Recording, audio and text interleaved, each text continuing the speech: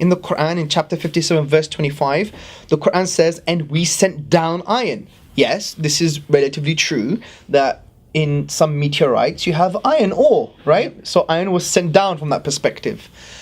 Does that mean it's a scientific miracle? No, because you had the ancient Egyptians, 1400 years before the prophethood of the Prophet Muhammad, upon whom be peace, they described iron as ba en pet, which means iron from heaven. Right. This was like over 1,000 years before the Prophet ﷺ. So you can't claim miraculousness here.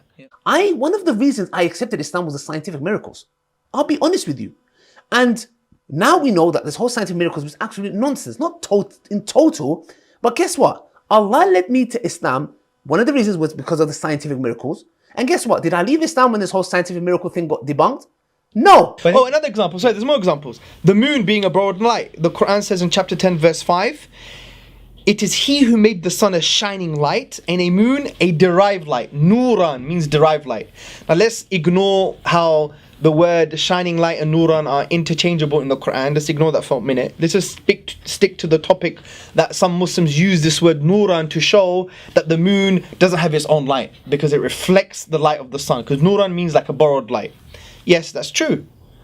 But 500 years BC, 1200 years before the prophethood, before the Quranic revelation, Thales said the moon is light from the sun. Another Greek, Anaxagoras, in around the same period, he asserted the moon doesn't have its own light, but light from the sun. In the Andrew Tate video that I did, I mentioned that the scientific miracles in the Quran got debunked. And for some odd reason, funnily enough, like as if they thought that it was a slip of the tongue. I'll repeat it again, very carefully. The scientific miracles argument in the Quran got debunked. What about, for example, the Big Bang? The Quran says in chapter 21, verse 30, have not those who disbelieve known that the heavens and the earth were one piece? Then we parted them. Yes, it's very ambiguous. We don't know the howness and the kind of intricate details. That's not the point of this verse. The point is for us to be in awe and for us to say that God deserves to be worshipped. But this doesn't really refer to the Big Bang, because what Big Bang? There are 20 different models, more than 20 models maybe. The quantum fluctuation model, oscillation model, the Friedman Lemaitre model, all these models. What model are we choosing here? And these are not even hardcore facts in science anyway. And not even that, you have Sumerian literature in the Epic of Gilgamesh that reflects this kind of narrative. It says, when the heavens had been separated from the earth, when the earth had been delimited from the heavens, when the fame of mankind had been established.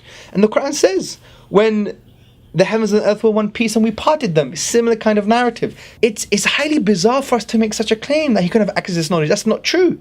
Especially when in Egypt, in around, I think, the 6th century, they already had, in Alexandria, I believe, translations of Greek medical documents. I mean, it's not that far. They went to China, forget Egypt, yeah? Yep. So to make such a claim denies our own Islamic history. That's why I'll repeat it one more time for my fans, those Islamophobes. The scientific argument, the scientific miracles in the Quran is debunked. You can't claim miraculousness here because it was already known by primitive civilizations. Debunked. Debunked. Debunked.